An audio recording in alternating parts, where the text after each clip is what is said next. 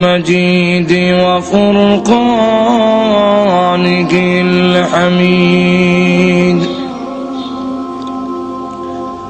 أعوذ بالله من الشيطان الرجيم.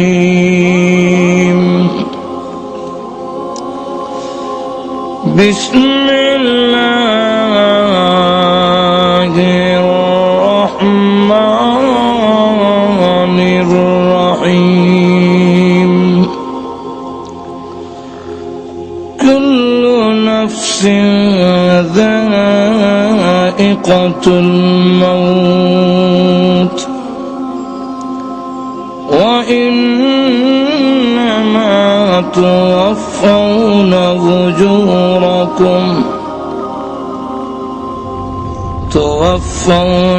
أجوركم يوم القيامة.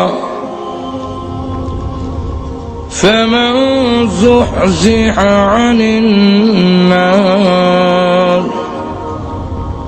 وأدخل الجنة فقد فاز.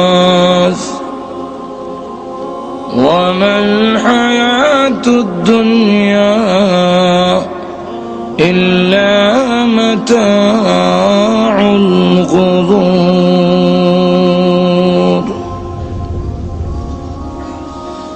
بارك الله لنا ولكم في القرآن العظيم ونفعنا وإياكم بالآيات والذكر الحكيم. صلى الله على سيدنا ومولانا محمد وعلى آله وأصحابه. صلى الله على سيدنا ومولانا محمد وعلى آله وأصحابه وسلم. بلغ العلا بكماله كشف الدجى بجماله حسنت جميع خصاله. صلوا عليه.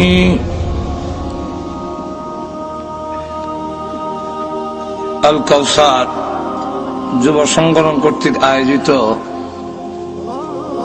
আজকের তাফসীরুল কোরআন মাহফিলের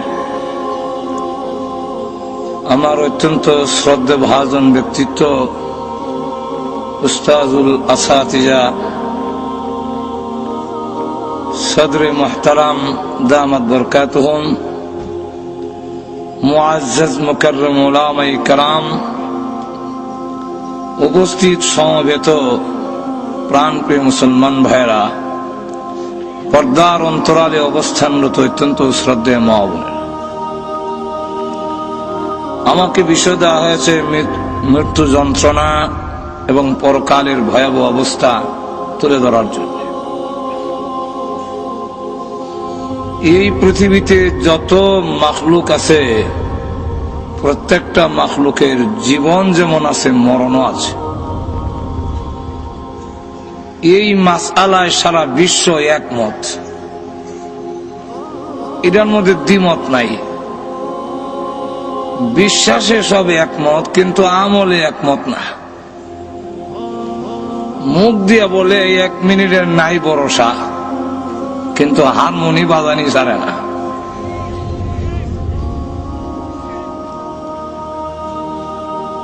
নিঃশ্বাসের বিশ্বাস নাই, এটা বলে ঠিক, কিন্তু গুনার কাম ছাড়ে না। প্রত্যেকটা প্রাণী সে মৃত্যুর যন্ত্রণা ভোগ করতে হবে। শুধু মরণ নাই আল্লাহর, আর সকলের মরণ আছে। এই পৃথিবীতে যা আছে সব ধ্বংসশীল। আল্লাহ নিজে বলেন, কুল্লু মান আলাইহা ফান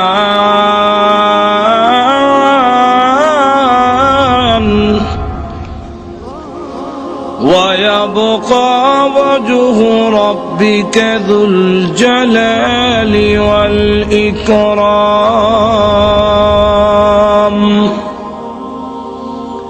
এই পৃথিবীতে যা আছে সব ধ্বংসশীল। সম্মান ও মর্যাদার অধিকারী আল্লাহ বাকি থাকবে। কেন? যিনি মাবুদ হবেন, যিনি উপাস্য হবেন, তার মরণ থাকতে পারবে না। যার মরণ আছে, যার মৃত্যু আছে, সে উপাস্য হতে পারে না। উনি নিজে মরে যায় গিতে, আবার কেমন উপাস্য হইত? আর তো জোর এখন না, নিজেরই মরণ। এই জন্য আল্লাহ এক আয়াতে বলছে, আল্লাহু লা ইলাহা ইল্লাহু।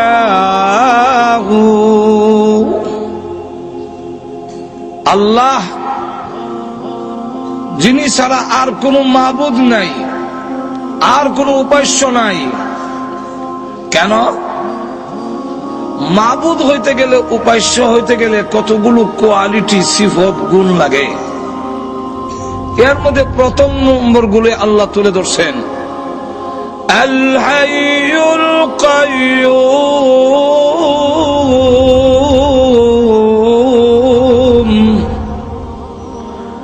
তিনি চিরঞ্জীব, যার মরণ নাই। মরবেন তো ক্ষুধা হবেন কিভাবে? আল্লাহ বলেন, মূর্তির উপাসনা যারা করো, তোমার এই মূর্তি কেমনে উপাস্য হইল? তোমার বিবেক একবারে নষ্ট হয়ে গেল। একটু লক্ষ্য করে দেখো, তোমার এই মূর্তি মুর্দা, জিন্দা নয়। একটু জোরে কম। আমওয়াতুন গায়রু আহইয়া।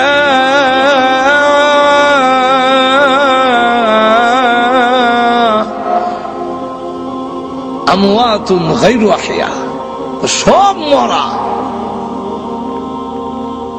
জিন্দা নয়। সুতরাং যে মরে যায় সে মাবুদ হতে পারে না। 2 নম্বর হলো আল্লাহ হলেন কাইয়ুম। কাইয়ুমের একটা ব্যাখ্যা লেখছেন তাফসীর ইবনে কাসিরের মধ্যে, যে আহওয়ালে নাজিরুন ওয়া আমালে হাজিরুন। যে বান্দার সকল অবস্থান যিনি দেখেন, বান্দার সকল আমলে যিনি উপস্থিত থাকেন, তিনি হবেন আল্লাহ। তাহলে সব জায়গায় উপস্থিত থাকা, মাখলুকের সকল হালত দেখাশোনা করা, এই গুণ কার? আর একটু যদি আওয়াজ দিয়ে বলেন। এটাকে শরীয়তের পরিভাষায় বলা হয় হাজির ও নাজির। সব জায়গায় আছেন, সব জায়গায় দেখেন। আর আসা যাওয়া করলে হাজির নাজির হয় না। মাঝে মাঝে দেখে, মাঝে মাঝে দেখে না, এর নাম হাজির নাজির না। মাঝে মাঝে আমি দেখলাম, মাঝে মাঝে দেখি না। আমিও কয়েকটা মাহফিল আওয়া যাওয়া করি। ঘুমাই গেছেন নাকি? আমাকে কেউ হাজির নাজির বলবেন কেন? শুধু হাজির নাজির? আমি তো বড় না, ছোট। এই 6-7টা মাহফিলে আসা যাওয়া করি। এই জন্য আমাকে কেউ হাজির নাজির বলবে? এরকম আসা যাওয়া করলে হাজির নাজির হয় না। যেরকম ঠিক কিনা? আমরা এখানে যে সময় ছিলাম না, এই সময় আল্লাহ ছিলেন কিনা? এখন আছেন কিনা? চলে গেল, থাকবেন কিনা? আমাদেরকে এখন দেখেন কিনা? ঘরের ভিতরে গেলে, পাড়ের ভিতরে, গাতার ভিতরে, সর্ব অবস্থায় আল্লাহ, এরকম যোগ্যতা না থাকলে তিনি আল্লাহ হতে পারেন না।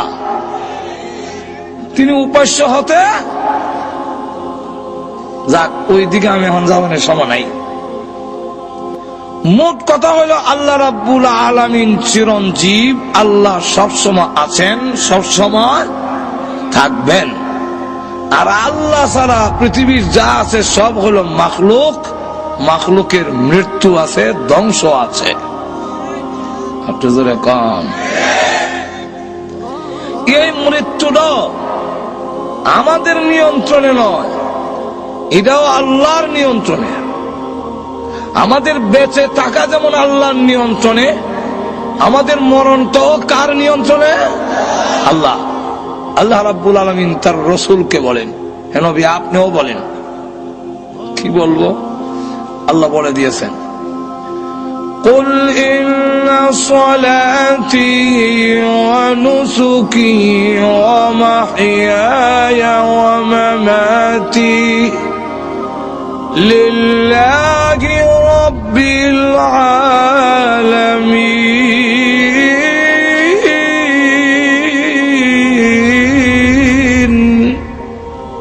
হে রাসূল আপনিও বলেন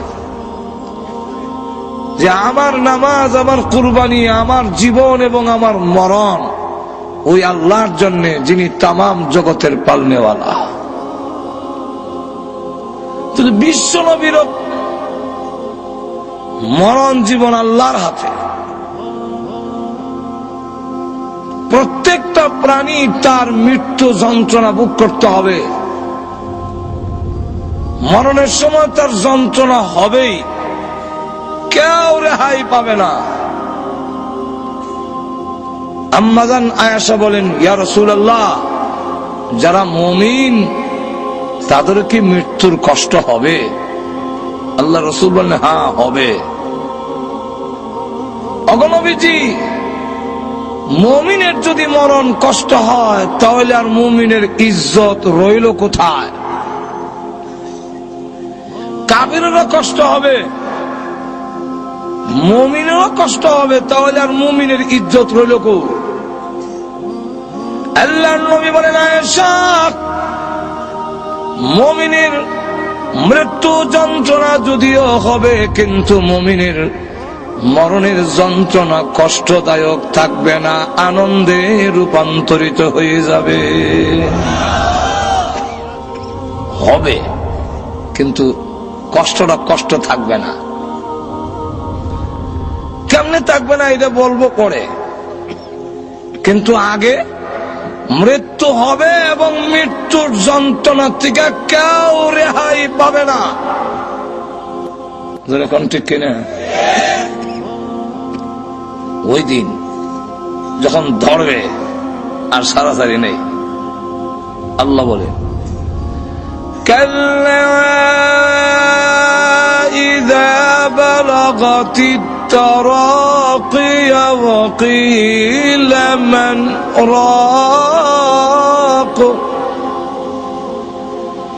যখন কণ্ঠনালীতে তার প্রাণ এসে যাবে, 500 ফেরেশতা তাকে চাপ দিয়া ধরবে। মুমিন যদি হয়, রহমতের ফেরেশতা আল্লামা জালালউদ্দিন সুয়ুতি রহমাতুল্লাহ আলাইহি নূরুস সুদূর ফি আহওয়ালিল কুবুর এই কিতাবে লেখেন যে 500 মুমিন যদি হয়, 500 রহমতের ফেরেশতা তাকে চাপ দিয়া ধরে। আর যদি কাফের হয়, গজবের ফেরেশতা তাকে চাপ দিয়া ধরে। চাপ দিয়া যখন ধরবে আর মৃত্যু যন্ত্রণা শুরু হবে পায়ের বুড়া আঙ্গুলের নখের গুড়ির থেকে, সেখান থেকে যন্ত্রণা শুরু হয়ে আসে। চাপ দিয়া যখন ধরে, এইভাবে চাপতে চাপতে কণ্ঠনালীতে যখন জান আইব, দম অনইব, বুঝিলেছি আর কোন কেউ সারানি সম্ভব না। ধনসম্পদ যা আছে সব দিবে, কিন্তু ফেরেশতা ছাড়ে না। আমার স্থাবর অস্থাবর সম্পত্তি যা আছে সব নাও। তাহলে মৌলভীবাজারের যা আছে সব নাও। না, তাম পৃথিবী নাও, আমারে সারি দাও। সুম্মা ইউনজিহিকা আল্লাহ। তখন সে আহা, আর উপায় নাই। কিলা, কিলার ফাইল কর্তা লুকায়।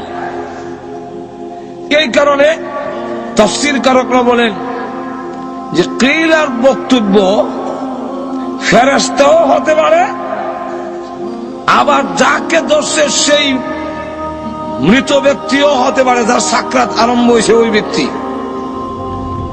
কিলা মান রাক,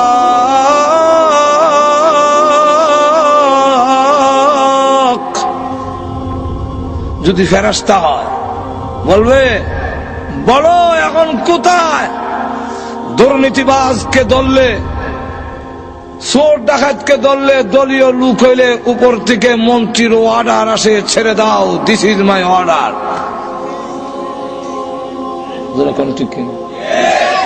এখন কই আসেনি কেউ আমাদের হাত থেকে তোমাকে ছাড়াতে পারে? ঝাড়ফুঁক করনেওয়ালা, তদবির করনেওয়ালা কোন ডাক্তার কবিরাজ কি আছে যে ছাড়াতে পারবে?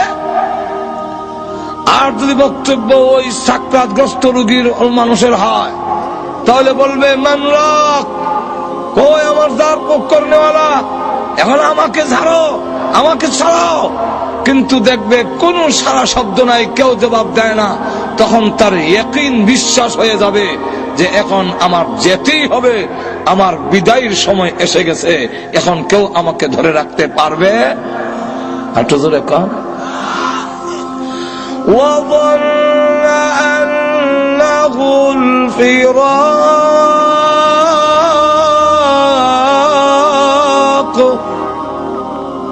আমার বিদায়ের সময়, আমার জুদাইয়ের সময় এসে গেছে, এখন ইয়াকিন হয়ে গেছে যে কেউ আমাকে ছাড়াতে পারবে না। এখন আর পা লড়াইতে পারে না, সব অচল হয়ে গেছে। আল্লাহর নবী, বিশ্ব নবী রাহমাতুল লিল আলামিন বলেন, এমন তৃষ্ণার্ত হবে, এমন পানির পিপাসা লাগবে, তখন দেখা যাবে তাম পৃথিবীর পানি যদি তার মুখের মধ্যে ঢেলে দেওয়া হয়, তথাপিও তার পানির পিপাসা দূর হবে না।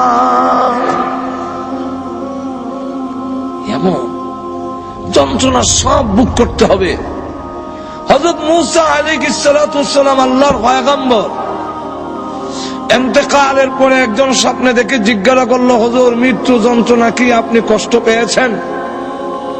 উনি বলেন, কতগুলো বিষাক্ত কাঁটা আমার পেটের ভিতরে ঢুকাইয়া সমস্ত রোগের মধ্যে পেঁচাইয়া কয়েক হাজার লোকে এক জুড়ে একবারে টান মারলে যদ্দূর কষ্ট হবে, এর চাইতে বেশি কষ্ট আমার হয়েছে।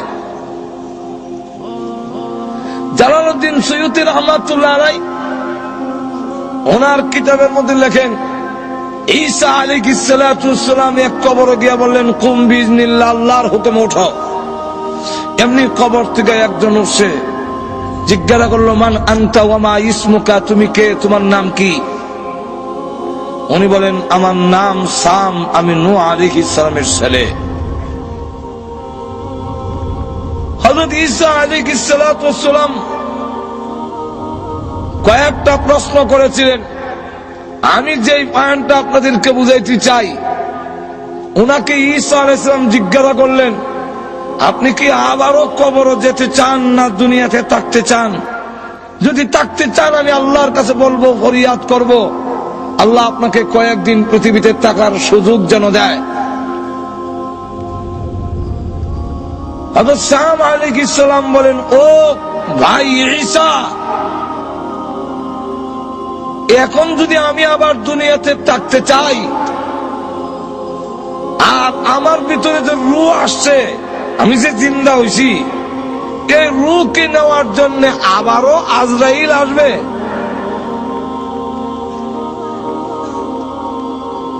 হযরত ঈসা আলাইহিস সালাম বলেন, আপনি আল্লাহর পয়গম্বর, আপনি আজরাইলকে এত ভয় পান কেন? হযরত সাম আলাইহিস সালাম বলেন, আপনার সাথে তো এখনো আজরাইলের দেখা হয়েছে না, আপনি কি বুঝবেন? ঈসা আলাইহিস সালাম আজ থেকে 4000 বছর আগে আমার রূহ বের করা হয়েছিল, কিন্তু আজও পর্যন্ত আমি মরণের কষ্ট ভুলতে পারি নাই। আর আস্তে করে সুবহানাল্লাহ। চাপ দিয়া যখন ধরবে, মৃত্যু যন্ত্রণার থেকে কারো রেহাই নাই। আল্লাহর নবী বিশ্বনবী রাহমাতুল লিল আলামিন যেদিন পৃথিবী থেকে বিদায় হয়ে যাবেন, আম্মাজান আয়েশা বলেন আমার ধারণাটা পাল্টে গেল। বিশ্বনবীকে চাদর দিয়ে আবৃত করে রেখে দেওয়া হয়েছে। আল্লাহর নবী যেমন এসেছিলেন রবিউল আউয়ালে, আবার বিদায়ও হয়েছেন রবিউল আউয়াল মাসে। জোরে কোন ঠিক কিনা? আরো জোরে কোন। আশার আনন্দ, বিদায় হওয়ার ব্যথা, দুইটা যখন একত্রিত হয় তখন বিদায় হওয়ার ব্যথাটাই মনে বেশি থাকার কথা। জোরে কোন ঠিক কিনা? কিন্তু আমাদের সমাজ হইল শুধু আসার আনন্দ, যাওয়ার কোনো ব্যথা অন্তরে নাই। যাওয়ার ব্যথা। আমরা অবস্থা দেখা এক কবি এক কবিতা বানাইছে, বলবো? আরো জোরে কম। এক কবি কবিতা বানাইছে, রবিউল আউয়াল আসলে নবী আপনার গুণগান গায়, রবিউল আউয়াল মাস গেলে পরে নবী গো আপনাকে আমরা ভুলে যাই। আমার অবস্থা তখন এরকম। দরুদ পড়ি, মিলাদ পড়ি, কিয়াম করি, বড় বড় সেমিনার করি, জশ্নে জুলুসের মিছিল করি, আরো কত মিষ্টি খাই। মিছিলকারীদের চেহারার দিকে চাইলে পরে দাড়ির বংশ নাই।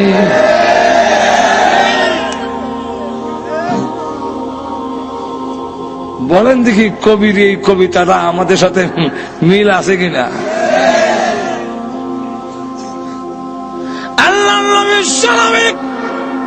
রাহমাতুল লিল আলামিন পৃথিবী থেকে যেদিন বিদায় হয়ে যাবে, আম্মা জান আয়েশা বলেন চাদর দিয়ে নবীজিকে আবৃত করে ডেকে রেখেছি। হঠাৎ করে আমি তাকায় দেখি আল্লাহ নবী চাদরের ভিতরে একটা হাত একবার গোটায়, হাতটা আবার লম্বা করেন, পা এভাবে গোটায় আবার পা লম্বা করেন।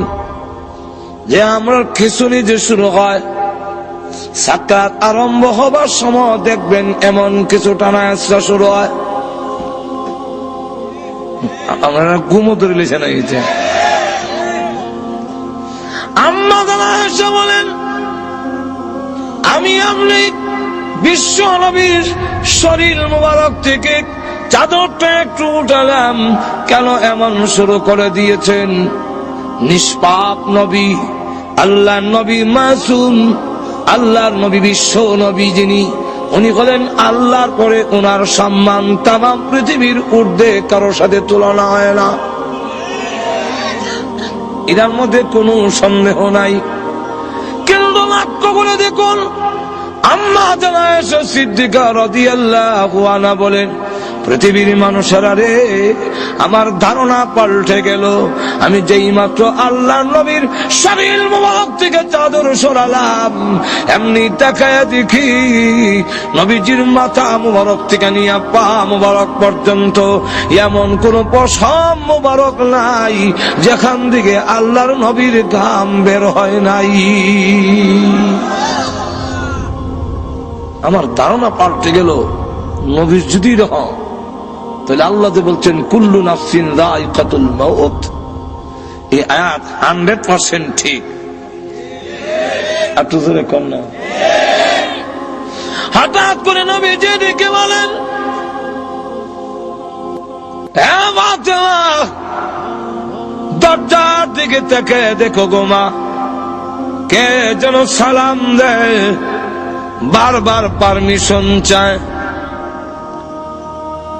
হযরত ফাতেমা রাদিয়াল্লাহু আনহা দরজার দিকে তাকালেন, আজরাইল তো দেখা যাওয়ার কথা না। আমি আমার আব্বার কাছে বসে থাকলে তিনি যদি বলেন আমি কি দেখবো নাকি? আজরাইল দেখা যায় না, কিন্তু আল্লাহ রাব্বুল আলামিন বলে দিলেন, হ্যাঁ আজরাইল প্রকাশিত হয়ে যাও আমার ফাতেমার সামনে, আর না হয় আমার নবীর কথাটা মিথ্যা হয়ে যাবে। হযরত ফাতেমা রাদিয়াল্লাহু আনহা দরজার দিকে তাকায়া বলেন, আব্বা এমন একজন মানুষ দরজার সামনে দাঁড়ায় আছে আব্বা গো, যার বডি, যার সুরত মক্কা মদিনার কারোর সঙ্গে কোনো মিল নাই, দুনিয়ার কারোর সঙ্গে মিল হবে না, এমন বড় আকৃতি, পা মাথা অনেক বড়, আর সমস্ত শরীর কাপড় দিয়া ঢাকা, দুইটা চোখ বড় বড় অগ্নিলোকার মতো। আল্লাহর নবী কেমন আগো আব্বা জান, এমন আকারের মানুষ আমার জিন্দেগিতে কোনোদিন দেখিনি। আল্লাহ নবীর মাথা মুবারকে ব্যথা, বুকে ব্যথা, তারপরও উনি বহু কষ্টে দরজার দিকে তাকিয়ে বললেন, মা হাযা মালাকুল মউত, হাযা হাজিমুল লাজ্জাত ইয়ানিল মউত। তিনি হলেন আজরাইল, মালাকুল মউত, তিনি হলেন দুনিয়ার সমস্ত স্বাদ কর্তনকারী, যিনি দুনিয়ার সমস্ত স্বাদ মজা কেটে দেয়, সেই আজরাইল গোমা হাজির হয়েছে। হযরত ফাতেমা রাদিয়াল্লাহু আনহা বলেন, ওগো আব্বা জান, এই মুহূর্তে কেন তিনি আসলেন? কয়েক সপ্তাহ ধরে আপনি অসুস্থ, এই মুহূর্তে কেন এসেছেন আমার বুঝবার বাকি নাই। আপনাকে নেওয়ার জন্য এসেছেন না, পারমিশন দিব না, অনুমতি দেওয়া হবে না আপনার এই ঘরে ঢোকার জন্য। হ্যাঁ আব্বা, আপনি পৃথিবী থেকে বিদায় হয়ে গেলে আমি কোথায় যাব, কার কাছে দুঃখ প্রকাশ করব? হাসান হুসেইন কার কাছে গিয়া প্রবোধ নেবে? না, পারমিশন দিব না। আল্লাহ নবী রেখে বলেন, ও ফাতেমা, দরজা বন্ধ করে রাখতে পারো, কিন্তু জেনে রাখো আজরাইলকে ফিরায় রাখা সম্ভব নয়। মাগো, কারো পারমিশন নেয় না, কারো ঢোকার জন্য আজরাইল অনুমতি নেয় না। এটা আমার সম্মান, এটা আমার মর্যাদা, আমার অনুমতি নিয়ে ঢুকতে চায়। অনুমতি যদি না দাও, সে কিন্তু অনুমতি ছাড়া ঢোকার পারমিশন তাকে আল্লাহ দিয়ে রেখেছেন। সুতরাং পারমিশন দিয়ে দাও, অনুমতি দিয়ে দাও, জানায় দাও আমি বলেছি করে ঢোকার জন্য। আজরাইলকে যখন অনুমতি দেওয়া হলো, তিনি এসে বলেন, আসসালাতু ওয়াসসালামু আলাইকা ইয়া রাসূলুল্লাহ, আল্লাহ আমাকে পাঠিয়েছেন, আপনি যদি যেতে চান গো আপনাকে নিয়ে যাব, থাকতে যদি চান আল্লাহ হায়াত বাড়ায়া দিবে, কোনটা করবেন? আল্লাহর নবী বলেন, তুমি অপেক্ষা করো, যাব কি যাব না এখন বলবো না, হাত্তা ইয়াতিয়ানি জিবরাইল, জিবরাইল আমার কাছে আসার আগ পর্যন্ত তুমি অপেক্ষা করো। জিবরাইল আসার পরে আল্লাহর নবী রেখে বলেন, জিবরাইল, আজরাইল বলে আমার নাকি যাওয়ার সময় হয়ে গেছে, তোমার মতামত কি? জিবরাইল আলাইহিস সালাতু ওয়াস সালাম তখন কোরআন শরীফের একটি আয়াত তিনি পড়লেন, ইন্নাকা মাইতুন ওয়া ইন্নাহুম মাইতুন। ওগো নবী, আল্লাহ আগেই বলেছেন আপনিও মরণশীল, তারাও, আপনার দুশমনরাও। আমার মা বুঝেননি কেন জানে, কিছু হা না কর না কেন? রাসূলকে বলতেছেন ইন্নাকা মাইতুন ওয়া ইন্নাহুম মাইতুন, আপনিও মরণশীল, আপনার দুশমনরাও মরণশীল। আল্লাহর নবী বুঝে ফেললেন জিবরাইল ইঙ্গিত দিয়েছে চলে যাওয়ার জন্য। নবীজি কান্দেন। জিবরাইল ডেকে বলেন, ইয়া রাসূলুল্লাহ, ইয়া হাবিবাল্লাহ, আপনি আপনার বন্ধুর দরবারে যাবেন, রফিকে আলা, পরকালে আপনার নাজ নেয়ামত ইহকালের চেয়ে আরো অনেক বেশি। নবীজি সম্মান বেশি হবে, আপনি কান্দেন কেন? নবীজি বলেন, জিবরাইল, আমি আমার জন্য কান্দি না। কার জন্য কাঁদছেন? ফাতেমার জন্য। ফাতেমাকে আল্লাহ আগেই তো আপনার মধ্যে সুসংবাদ দিয়েছেন, জান্নাতের সর্দারনি হবে। নবীজি বলেন, না, আমি ফাতেমার জন্য কান্দি না, হাসান হুসেনের জন্য কান্দেন। হাসান হুসেনকে সুসংবাদ দেওয়া হয়েছে, তারা জান্নাতের যুবকদের লিডার হবে।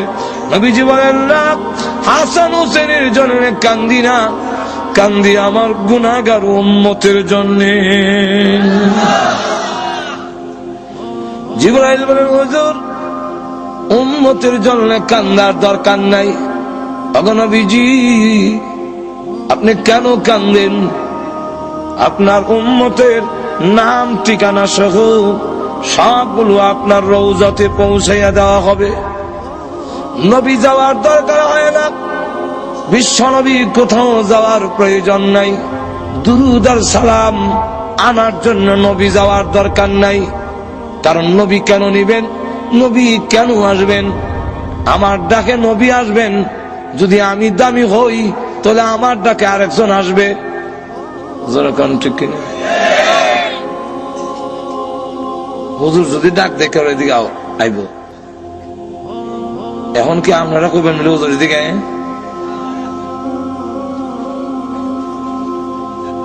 যার দাম বেশি ওনারা ডাক দেয়া কখন জানাবিল, আপনি আয়া নেন। আল্লাহ নবীর সম্মান বেশি, নবীকে বলা যায় না নবী আসেন, আয়া নেন, দরুদ সালাম গেল একটা। আর একটা হইল আমরা দরুদ আর সালাম পড়ি, এগুলা কি নবীর লাভ না আমাদের লাভ? লাভটা কার? তাহলে দরুদ সালাম পৌঁছানির ব্যবস্থা তো আমরা না করতাম, লাভ আপনার আর রাসূল নিত। আমার লক্ষ্য করে দেখুন, আল্লাহ নবী বিশ্ব নবী রাহমাতুল লিল আলামিনকে জিবরাইল আলাইহিস সালাতু ওয়াস সালাম বলতেছেন, ইয়া রাসূলুল্লাহ, ইয়া হাবিবাল্লাহ, আল্লাহর নবী গো, কান্নার দরকার নাই, আপনার উম্মতের দুরূদ আর সালাম পৌঁছাইয়া দেওয়া হবে। আমিও আছি, একজন ফেরেশতা আল্লাহ তৈরি করে রেখেছেন। পৃথিবীর যতগুলো মাখলুক আছে, আম্মার ইবনে ইয়াসির থেকে বর্ণিত হাদিস, ওই ফেরেশতার ততটা কান আছে। পৃথিবীর যেই কোনো জায়গায় যেই কোনো লোক যদি দরুদ পড়ে, তার বাবার নাম, দাদার নাম, 14 গোষ্ঠীর নাম সহ ঠিকানা সহ মুহূর্তের মধ্যে আল্লাহর নবীর কাছে পৌঁছাইয়া দেওয়া হয়। নবী নেওয়ার দরকার নাই। আগে নবীজি কান্দেন না, আপনার উম্মতের সংবাদ আপনি পেয়ে যাবেন। এটাও তো আল্লাহ আগে আপনাকে জানাইয়ে দিয়েছেন। নবীজি ডাক দেবেন, জিবরাইল, উম্মতের সংবাদ পাবো কি পাবো না, এই জন্য কান্দি না। জিবরাইল, সন্তান যদি ইংল্যান্ড থাকে আর ভালো অবস্থানে থাকে, তাহলে সংবাদ না পাইল মা বাবার মনটা কিছু হইল শান্তি থাকে। ছেলে খোঁজখবর নেয় না, কিন্তু অন্যের মারফতে জানতে পারে ইংল্যান্ড লন্ডনের মধ্যে তার ছেলে খুব ভালো পজিশনে আছে, সম্মানী আছে, কিছু হইলেও শান্তি পায়। আমার না দেখ, আমার ছেলে তো ভালো আছে। সংবাদ যদি নাও পাই, আমার উম্মত যদি এই পৃথিবীতে ভালো অবস্থানে থাকে, তাহলে আমার তো সংবাদ পাওয়ার দরকার নাই। এটা আমার বিষয় নয়। আমি কেন কান্দি? এতদিন পর্যন্ত আল্লাহ আমাকে আয়াত নাজিল করে জানায়া দিয়েছিলেন, মা কানাল্লাহু লিউযিবাহুম ওয়া আনতা ফীহিম। ওগো নবীজি, আপনি যেখানে আছেন এদেরকে আমি আল্লাহ গজব দিব না, আমি আযাব দিয়ে শেষ করব না, যেহেতু আপনি এখানে আছেন। ও জিবরাইল, আমি রাসূল যখন পৃথিবী থেকে বিদায় হয়ে যাব, তখন আমার উম্মতের জিম্মাদার কে হবে? তাম পৃথিবীর উম্মতে মুহাম্মদী যদি একসাথে আল্লাহ গজব দিয়ে শেষ করে ফেলে, আমার উম্মতের দায়িত্ব কে কে এই দায়িত্ব গ্রহণ করবে? এমনি আল্লাহ ডাক দেয়া বলেন, ওরে জিবরাইল, আমার বন্ধুকে বলো চোখের পানি মুছে ফেলার জন্য। আর কাঁদতে হবে না, আর কাঁদতে হবে না। এখন থেকে আনা কাবিলুম মিনহুম, আমি স্বয়ং আল্লাহ তার উম্মতের জিম্মাদার হয়ে গেলাম।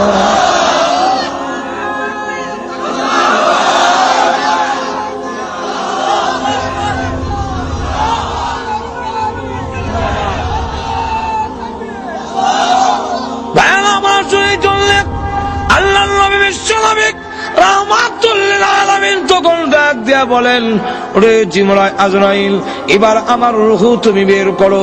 এমনি জিবরাইল আজরাইল যখন নবীজির সিনা মুবারকে হাত রাখলেন, ফি কবজির রূহিহি, রাসূলের রূহ মুবারক কবজ করবেন। আল্লাহর নবী জিজ্ঞাসা করেন, আজরাইল, তুমি আমার বুকে হাত রেখেছো, মনে হয় যেন উহুদ পাহাড়টা আমার বুকে রেখে দিয়েছো। আজরাইল বলে, আল্লাহর নবী, এত সহজে কারো রূহ বের করি নাই, কোনদিন করব না। এরপর এরকম আল্লাহর নবী বিশ্বনবী রাহমাতুল লিল আলামিন একটি পাত্রের মধ্যে হাত ভিজায় মুখের মধ্যে মালিশ করে আর বলে, আল্লাহুম্মা বির রাফিকিল আলা, আল্লাহুম্মা ইন্নী আউযু বিকা মিন সাকরাতিল মাউত ওয়া গামারাতিল মাউত। মরণ বুঝি এত কষ্ট বুঝি মরণ। সাকরাতের যন্ত্রণা থেকে, মৃত্যু যন্ত্রণা থেকে কেউ রেহাই পাবে না, সকলেই মৃত্যু যন্ত্রণা ভোগ করতে হবে, জানবীর করতে এত কষ্ট হবে। আরে আল্লাহ রাব্বুল আলামিন কোরআনে উল্লেখ করে দিয়েছেন, ওয়ান্নাজিআতি গারকা, والنازعات غرقا والناشطات نشطا والنازعات غرقا والناشطات نشطا। এটা দুই দলের কথা, দুই রকম আল্লাহ বলে দিয়েছেন যে কাফিরদের রূহ আল্লাহর নাফরমানদের রূহ যখন বের করবে, কিভাবে বের করবে এটার একটা এক্সাম্পল দিলে আপনাদের বুঝতে সুবিধা হবে। এক্সাম্পলটা হলো, জীবনে কেউ আলোক তুলছেন কিনা, শালোক তুলছেন কিনা জানি না, কিন্তু আমি তো জীবনে আলোকও তুলছি। আলোক চিনেন না? আপনারা চিনেন? শাপলা শালুক যে মাটির তলে, তাই পানির তলে, আর হাতা থাকে, আর তোদের এখন হাতা, আর আলোকটা নিচে বলতে মাটির নিচে, পানির নিচে না, খালি পানি না, মাটির নিচে। তো এইভাবে টার্গেট ঠিক করতাম, হাতারা ধরে আলোকটা কই আছে, এরপরে ডুব দিয়া গিয়া পুতো দিয়ে আঙ্গুল দিয়া আলোক বাইর করিয়া পাতা উতা ছিড়া ডেগো থইতাম, আবার আর একটা তুলতাম। আল্লাহ বলেন, ওয়ান্নাজিআতি গারকা। নাজিআত শব্দের অর্থ হলো সজোরে টাননেওয়ালা ফেরেশতাগণ, আর গারকা গরকন শব্দের অর্থ হলো ডুব দেওয়া। সজোরে ডুব দিয়া ভিতরে ডুবকা ধর পাশে ধরছে, ভিতরে গিয়ে ডুবকে একদল ফেরেশতা ভিতরে ডুবকা গিয়া রুডা আলু খেলাগান টাঙ্গা ছিঁড়ে আইনা পায়ের সাথে আর হাতের সাথে যত তার আসিল, যত রোগ আসিল, যত লাইন আসিল সব বিচ্ছিন্ন করে দিয়া রো যখন বের করে নেওয়া হবে, তখন সমস্ত যোগাযোগ বিচ্ছিন্ন হয়ে যাবে। হাত আর নড়বে না, পা আর নড়বে না, জবান আর নড়বে না, চোখ আর হাতি নড়বে না। এখন দেখা যায় আর নাক গান নিতে পারে না, মাথায় বুঝে না, সকল যোগাযোগ বিচ্ছিন্ন করে দেওয়া হবে। যেদিন ওই টান দেওয়া হবে, তখন বুঝবা মৃত্যু যন্ত্রণা কারে কয়। যেরকম ঠিক কিনা? ওয়ান্নাশিতাতি নাশতা, ওয়ান্নাশিতাতি নাশতা, এর অর্থ হইল মৃদু ভাবে, হালকা ভাবে গিরো কুলনেওয়ালা ফেরেশতাগণ। ইদারা তাফসীরের কিতাবে উদাহরণ দিছে এইভাবে, আমরা দেশে ফুটকা বেলুন, বেলুন ছিলেন তো আপনারা, বেলুনটারে তখন ফু দিয়া, বাতাস দিয়া ফু দেয়, ফু দিলে বেলুনটা অনেক বড় হয়, মুখটার মধ্যে একটা বান দেয়, দিলে বেলুনটা আসিল মুর্দা অহন হয়েছে জিন্দা। এখন দেখবেন বেলুন উপরে উঠে নিচে নামে, এমনি যায় এমনি যায়। ঠিক কিনা? এটার ভিতরে রু হয়েছে। ঠিক তেমনি হবে বেলুনের মতো মার দেহের মধ্যে আমার একটা বডি আছিল, এটার মধ্যে আল্লাহ এটার মধ্যে হু দিছে, হু দিছে বেলুনের মতো। এখানে একটা বান দিছে, এখানটা যেমন রুটা বাড়িয়ে নেওয়া যায় না, খোলা পর্যন্ত এটা যাইতো না। এখানে হয়েছে তখন আমিও দেখা যায় লড়ি। আর তো কর না, আমারও নড়াচড়া। এখন ওই বেলুনের বান্ডা কুল্লা দেওয়ার সময় কিছু হইলো যাতা দেওয়ান লাগবো বান্ডা কুলতে গেলে, কারণ এটা সিরার ভিতর থেকে আমার দিছে। বুঝাইতাম পারছি কেন? আল্লাহ বান্ডা কি খুলতে গেলে কিছু কষ্ট দেওয়ান লাগতো না? ফুটকাটারে কিছু যাতা দেওয়ান লাগবো, বাতাস কিছু কমাইতো, কমাইয়া জায়গাটারে। ঠিক কিনা? কিছু যাতা দাম লাগে, কিছু যাতা দাম লাগে, দিয়া জায়গাটা খালি করার লাগে। অস্কর্ত বিরোধে বিচ্ছা মরিছে। এই বিরোধ খুললা দিলে দেখবেন ফুট করে বাতাসটা গেছে কি, আর বেলুনটা আবার মূর্ধ হয়ে হরু রয়েছে। যেরকম ঠিক না? ঠিক না? ঠিক তেমনি ভাবে ইমানদার আল্লাহওয়ালা তারা আল্লাহর রসুল বলেন মরণ কষ্ট হবে, কিন্তু কষ্টটা কষ্ট থাকবে না, আনন্দে পরিবর্তন হয়ে যাবে। কইতাম নি উদাহরণ দিয়া? আর তো না আনন্দে আবার হয় কেমনে, এটা বুঝাইতে গিয়া এক আল্লাহওয়ালা, উনার নাম হাকিম আখতার সাহেব দামাত বরকাতুহুম, উনি উনার কিতাবের মধ্যে এই জিনিসটা বুঝাইতে গিয়া একটা ঘটনা আনছেন। এই ঘটনাটা হইলে এইভাবে একটা উদাহরণ দিচ্ছেন যে, মনে করেন মনু নদীর ইভারে একজনের বাড়ি এক ছেলের, আর ওই ভারে হইল মেয়ের বাড়ি, দুইজনের তার ভালোবাসা। ঠিক এই ভালোবাসা এমন পর্যায়ে গেছে মারাত্মক। এখন বাপ ভাইয়ে গরম ওয়াটার খালি নদীটা ফাই দিবে, ঠ্যাং ভাঙ্গিলেন, এখন আর যাইতে পারে না। রাত যখন 2টা বাজে, ওই দিন মাঘ মাসের কিছু দিন খারাপ, ফুটার ফুটার বৃষ্টি হলে খনখনে বাতাস, সব ওই দরজা লাগাইছে, কেউ শীতের সুরে দরজা খুলে না। এখন আজকে আব্বো বাড়িত না, বাইসাবো বাড়িত না, আজকে দেওয়ার টাইম। তাও ঘরের দরজা খুলছে না, যখন ধাক্কা দিলে খোলা দিলে যাই বলে জানানাটা খুললে বেরিয়েছে। আর মশারিটা টাঙ্গাল, এটার ভিতরে লেফটারে মানুষের মতো থইছে, পাখেরা দেখলে যেমন বুঝে কেটা আছে দিয়া। এখন মনুর ভাড়ে গেছে রাত 2টার সময়, গিয়া দেখে কোনো নৌকা কিচ্ছু নাই, মাঝি নাই।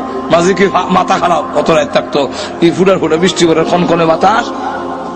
হ্যাঁ এখানে গেছে, শীতে কাঁপতাছে, কষ্ট কিন্তু বডির মধ্যে হইতাছে। এরপর কাপড় চোর খুললে লাইছে, মানে শার্ট পাঞ্জাবি যতটা হোক খুললে হাতও লইছে, আর নিচের কাপড়টা রয়েছে। এখন নদীর ফাড়া দেয়া দেখে বরফের মতো ঠান্ডা,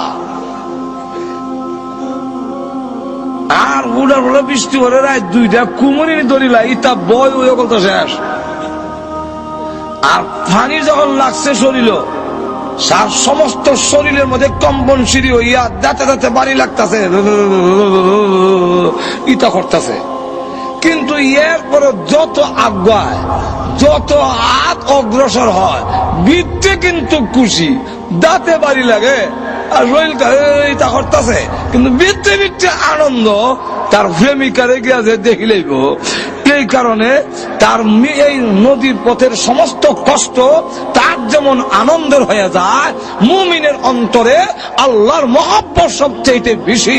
মৃত্যুর সাগরে যখন পাড়ি দেয়, যত যন্ত্রণা আছে, আল্লাহ পাওয়ার আশা, জান্নাত পাওয়ার আশা, সমস্ত দুঃখ যন্ত্রণা তার জন্য আরামের হয়ে যায়।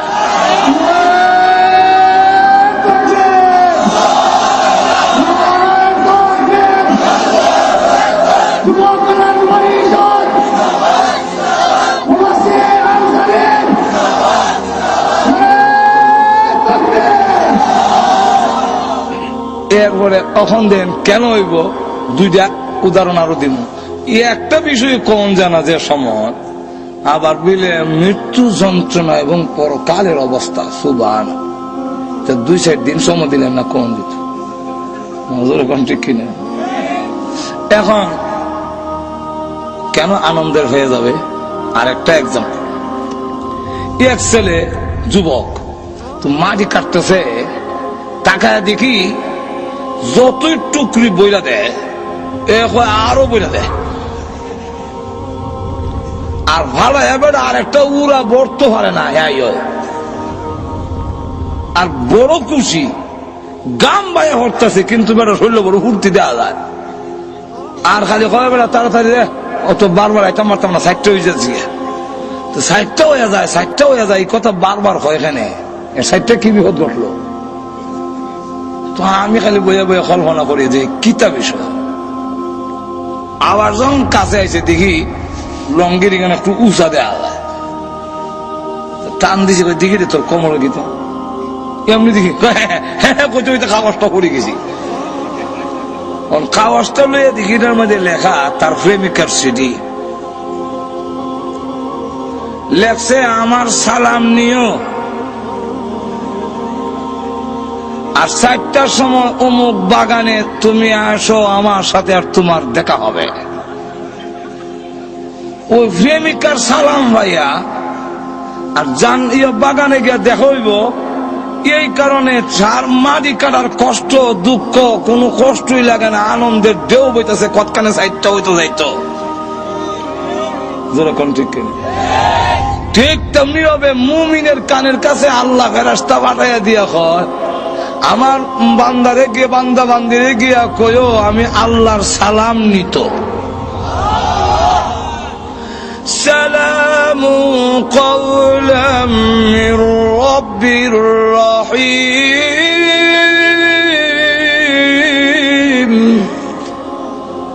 আমার পক্ষ থেকে আমার বান্দারে সালামটা দিয়া দিও। ফেরেশতারা যখন মুমিন ইমানদারের কানে আমরা যাতায়াত দর্শিটি কই, তখন কানে কয় আল্লাহ তোমারে সালাম দিছে। কে সালাম দিছে? আরো জোরে কন আল্লাহ সালাম। জান্নাত তুল্লা দিয়ে দেখো, ওই যে বাগান দেখো নি বুঝলে, এখানে তোমার আল্লাহর সাথে তোমার প্রেমিকার সাথে দেখা হইব, যাইতা আর তো জোরে কন না। বিশ্বনবী রাহমাতুল লিল আলামিন বলেন, আবু বকর তোমার রূহ বের করার সময় আল্লাহর ফেরেশতারা কানের কাছে কোরআনের আয়াত পড়বে আর রূহ বের করবে। আল্লাহ ওয়ালারা ওই সালাম শুনে আয়াত শুনে মৃত্যু যন্ত্রণার কথা ভুলে যাবে।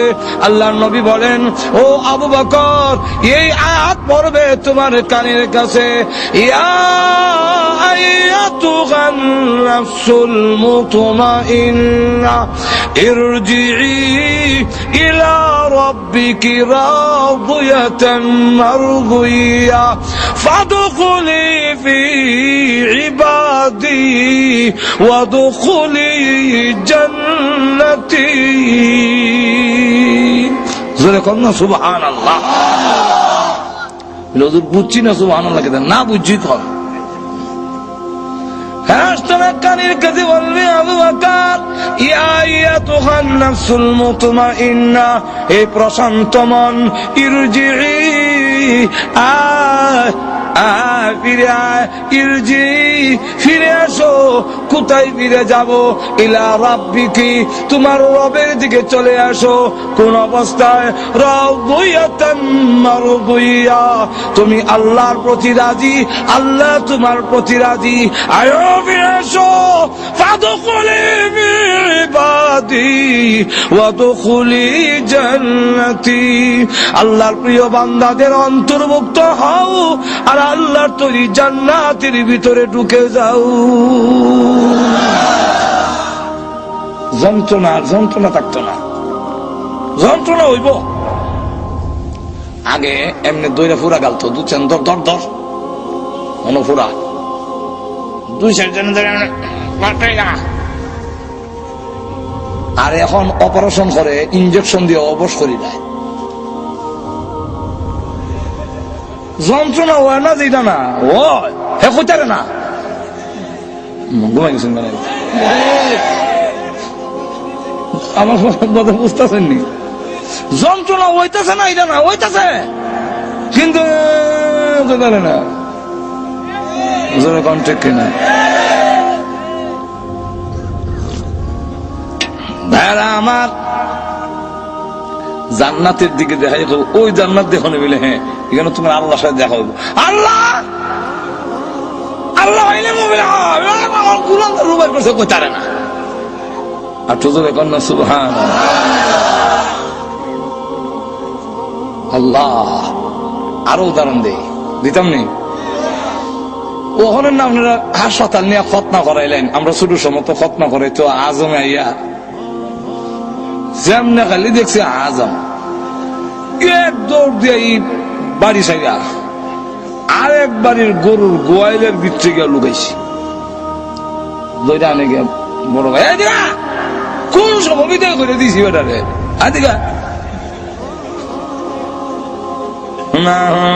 বেটা আমি তোর বড় ভাই না আদিকা নিয়া জল চকিত বয়াইছে।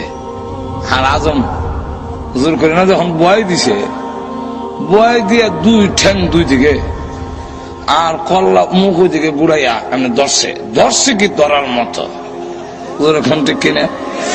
এই যে ধরার মতো ধরছে, এমন সময় দেখা যায় আল্লাহ ধরার মতো ধরছে আর খালি বেটা আত্মার যন্ত্র বাইল করতেছে, এটা কাপড়ের মধ্যে কি তো জানে পাউডার লাগাইতেছে, ব্যান্ডিস বন্ডিস আর যন্ত্রপাতি দেখা এখনো করলাম আমার গায়ে সইছে না ধরছে না, কিন্তু দেখবেন চিল্লায় মরি যাই মারলে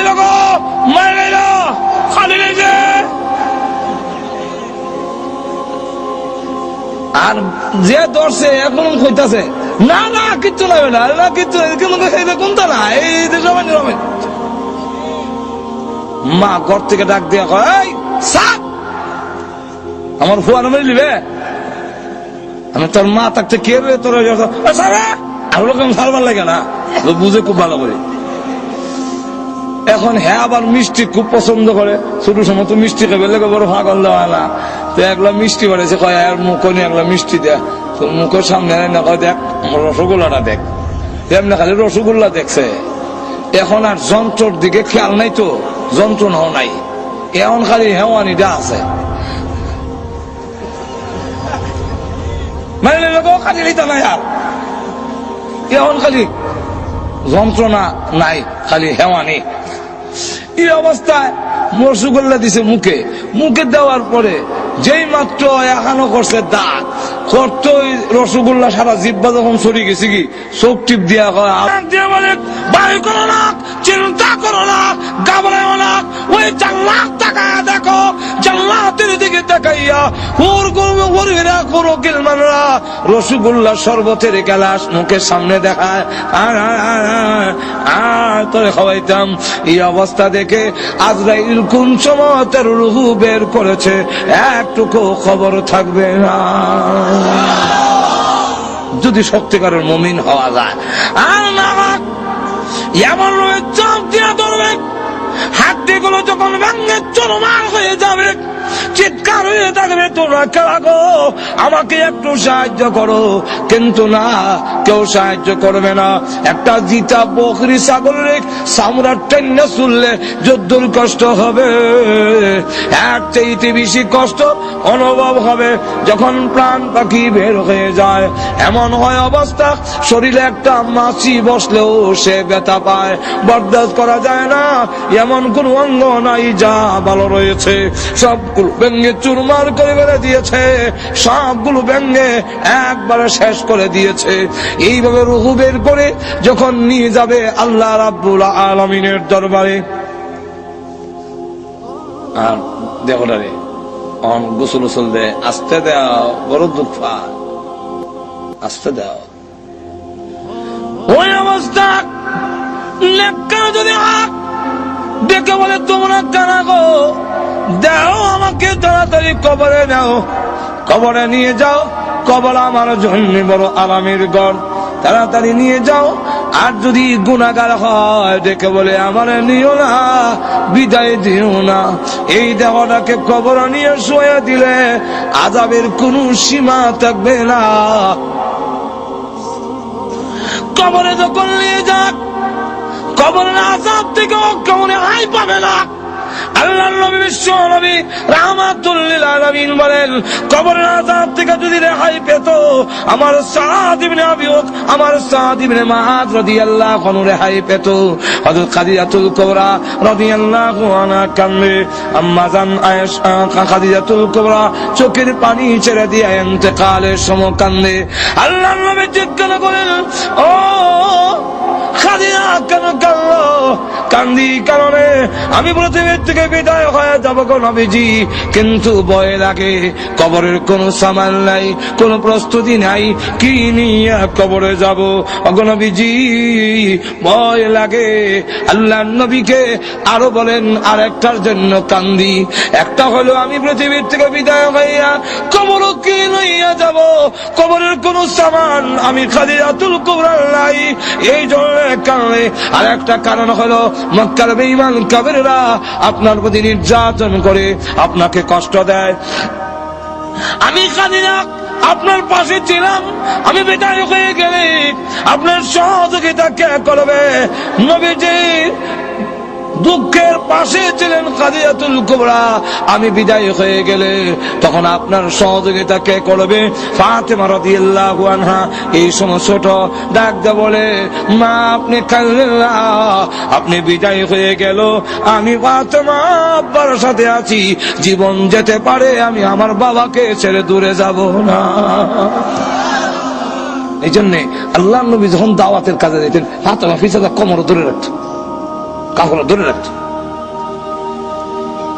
হযরত খাদিজাতুল কুবরা রাদিয়াল্লাহু আনহা যখন কাঁদলে আল্লাহর নবী বিশ্ব নবী রাহমাতুল লিল আলামিন ডাক দিয়ে বলেন, খাদিজা কাঁদো না, তোমার সতীনদের কাছে আমার সালাম পৌঁছাইয়া দিও।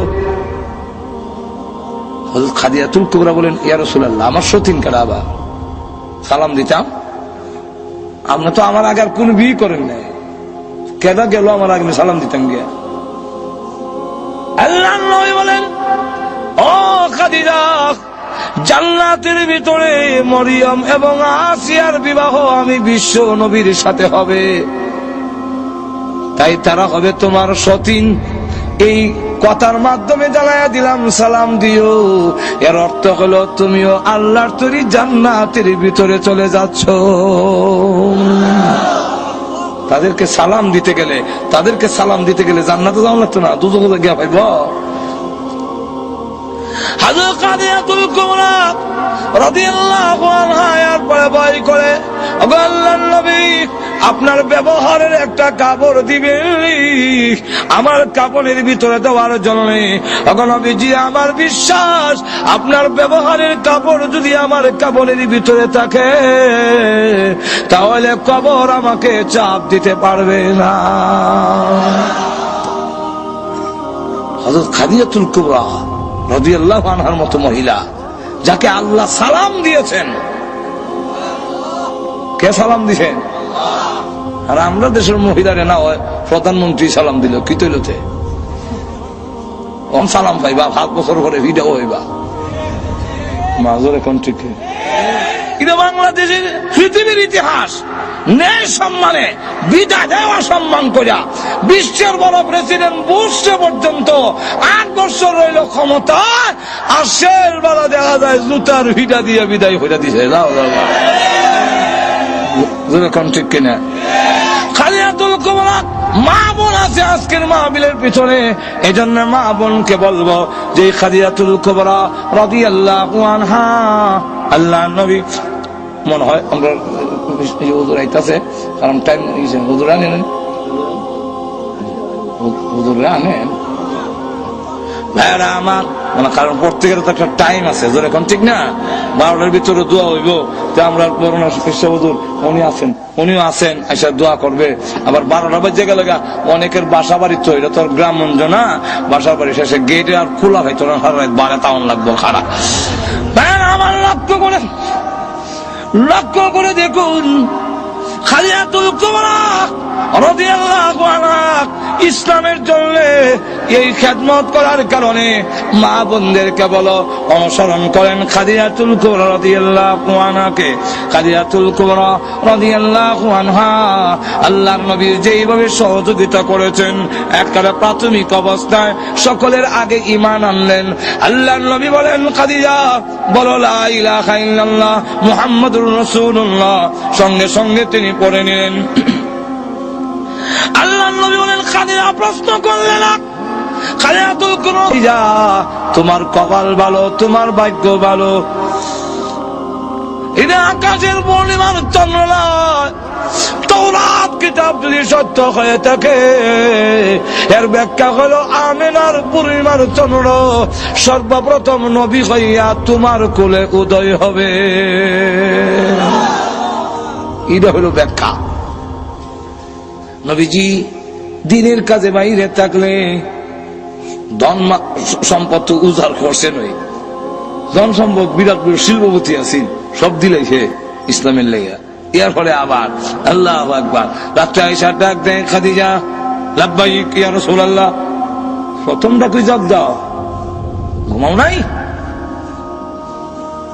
আপনি ঘুমাইলে আল্লাহ কাছে আমি কি জবাব দিব? আমি ঘুমাইলে আপনার দরজা যখন ডাকবেন, খাদিজা খাদিজা খাদিজা, আমি ঘুমোচিত্তে হয়ে ঘুমাই দিলাম, আপনার ডাক শুনলাম না।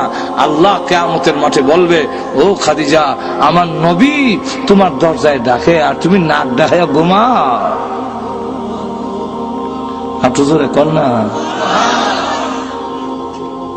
যদি ওই পথ অনুসরণ করেন, আপনার স্বামীকে যদি বলে আসার পরে দরজা ডাক দেওয়ার পরে বিরক্ত না হইয়া যদি খুলে দেন, সালাম বিনিময় যদি হয়, স্বামীর ঘরের হাতের মধ্যে যা আছে নিয়ে যায়, একটু গরম হইলে বাতাস দেয় পাখা দিয়া, কারেন্ট তো বাংলাদেশেও থাকই না, একটু বাতাস দিলেন বাতাস দেয়। এমনি আল্লাহর পক্ষ থেকে ঘোষণা দেওয়া হয়, ফেরেশতারা রে এই পুরুষটা নেক আমল কইরা জাহাজে গিয়া জুম্মা নামাজে গিয়া ওয়াজ তাফসীরে গিয়া রুজি রোজগার কইরা যা সওয়াব পাইছে এই সমপরিমাণ সওয়াব মহিলার আমল নামায় লিখে দাও। খাদিজাতুল কুবরা রাদিয়াল্লাহু আনহা দেখেন এইভাবে করার কারণে উনাক প্লেট দিয়ে খাওয়ান লই আইতাছে নবীজির দরবারে। এমন সময় জিবরাইল রাসূলের কাছে বসা। জিবরাইল কয়, ইয়া রাসূলুল্লাহ এই মুহূর্তে মহান আল্লাহ আপনার খাদিজাকে সালাম দিয়েছেন। আর জোরে কর না।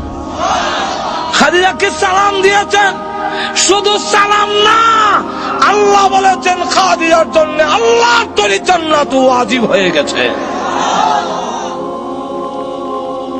সুতরাং মা বোনরা যদি খাদিজাতুল কুবরাকে অনুসরণ করেন তাহলে জীবনে দুনিয়া তো দামি হবে, পরকালও দামি।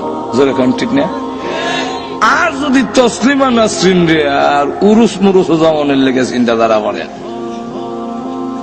জোরে কোন ঠিক কিনা? একটা তো আছে আমাদের দেশের হাউজি বাম্পার এক্সিবিশন মেলা, আর আরেকটা হইল উরুসের নাম দিয়া আরেক বড় ভণ্ডামির মেলা। এটা তো কি দেখা যায়, বেটা বেটি জডা জডি যুবক যুবতী লাউ ডকি গুতা গুতি ভাড়া বাড়ি গাঞ্জার দুয়ায় কিয়ামতের অন্ধকার। আপনি জোরে কর না। ওইগুলোর থেকে এইগুলা না গিয়ে 5 ওয়াক্তের নামাজ পড়েন। আল্লাহ রাসূল বলেছেন, ইদা সাল্লাত খামসাহা, 5 ওয়াক্তের নামাজ আদায় করেন। সামাত শাহরাহা, রমজান মাসের রোজা রাখেন। আসরাত ফারজাহা, পর্দা করেন। ওয়া আতাত বালাহা, স্বামীর কথা মেনে চলেন। ফাল তাদখুল মিন আই আবওয়াবিল জান্নাতি শাআত, আপনি যে কোনো দরজা দিয়ে ইচ্ছে 8টা বেহেশতের প্রত্যেকটা দরজা খোলা থাকবে, যে কোনো দরজা দিয়ে ইচ্ছে আল্লাহর তৈরি জান্নাতের ভিতরে প্রবেশ করতে পারবেন। আর আপনারা খালি এটা তো মহিলারও কইলাম, হেরা কইব খালি বেড়াইন তোরে কয়, আমরা দেশের বেড়াইনও বালা না। আর তো জোরে কর না। সারা জীবন সাহেব বউরে গোলাম বান্দিনীর লাগান, দাসী বান্দির লাগান রাখতো। ধরে কর, আমি জামাই। এই সিস্টেম ইসলাম মানে না। আর তো জোরে কর না। এই সিস্টেম ইসলামে মানে না। একজন বান্ধবী এবারে থাকবার আমনে নবাব নাসরুল্লাহ থাকবাই, ইরার নাম যদি সালাম হয় তাহলে তো আমরাও কিছু কদম বসি করণ দরকার। বউ করবো মনে করেন 29 দিন, আপনি একদিনে তো বউর ভাও ধরে হইতেন মিলাও তোমার হঠাৎ ধরে যেরকম ঠিক কিনা। ফির সাহেব যদি ভাও ধরায় মুড়িতে 29 দিন, ফির সাহেব তো মুড়িদের একদিনের ধরতো। কই পাইছেন এগুলা? মাজুরে কোন ঠিক কিনা? কই পাইছেন এগুলা? আল্লাহ নবীর কদম ধরে সালাম করেছেন, কেউ কদম ধরে করেছেন, এর ইতিহাস নাই। ওই মুসলিম শরীফে কেন হাও ধরে দিছিল, হুঁ মেরে দিছিল কদম বুসি। এটার নাম কদম, এটার নাম কদম বুসি। আর আমরা এটার নাম আত বুসি। আত বুসি, আত বুসি দান সুমনা বুসক সুমা দেওয়া, তো কদম হাও সুমা দেওয়া দেলাই দি এটা দিয়ে আত বুসি। মাজুর এখন ঠিক কিনা? সুমা দে আতে নাম হইলে কদম বুসি। যেরকম ঠিক কিনা? একজন গোলাম আর একজন মনে দেখা যায় বাদশা, এরকম এই সিস্টেম এটা আল্লাহ গ্রহণ করেন না, আল্লাহ পছন্দ করে না, ইসলাম পছন্দ করে না, বিশ্বনবী পছন্দ করে না, সাহাবায়ে কেরামের আদর্শের মধ্যে নাই। বরং ইসলামের একটাই সালাম, সেটা হবে আসসালামু আলাইকুম। একটু জোরে কন্যা। আপনিও কি এক বেগম সাহেবরে সালাম দিবেন? সালাম জীবনও দেয় না, খালি কদম বুঝি করো। আবার মামা শ্বশুর আইলে মামা শ্বশুরে করো গো, মামা শ্বশুর 10 হাত দূরে, বউ মাটিত খাবলায়, মামা শ্বশুর এখান থেকে আবার লাগতো না গো, লাগতো না, বাচ্চা দেখ সালাম হইলে লাগতো না কেনা, আমরা অন্য কেনা। মাজুর এখন ঠিক কিনা? যেরকম ঠিক কিনা? না, আপনিও করে ঢুকে সালাম দেন। আল্লাহ নবী দেখাইয়া দিয়েছেন স্ত্রীর কি পাওনা। আম্মা জান আয়েশা বলেন, আমার জিন্দেগিতে কোনদিন আগে আল্লাহ নবীকে সালাম দিতে পারি নাই।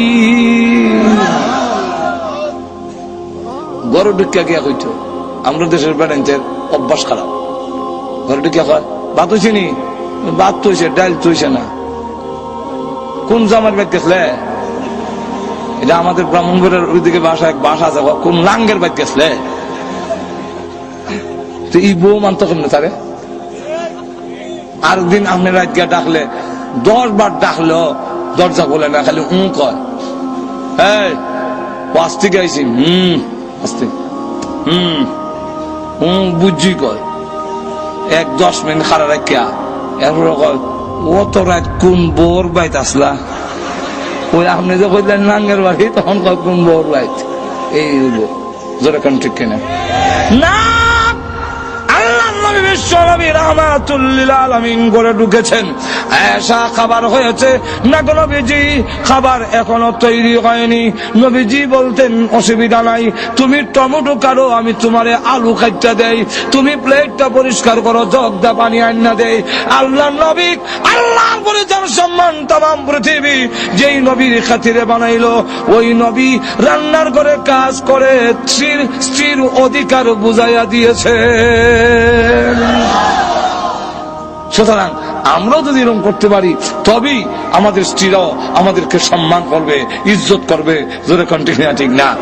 আল্লাহ রাব্বুল আলামিন এই জন্য আসুন, আমি যে কথাটা বলতে চাইছিলাম, হযরত মরণের কবরের আযাব থেকে কেউ যদি রেহাই পেত, তাহলে আল্লাহর রাসূল বলেন যে আমার সাদ ইবনে মুআয রেহাই পেত।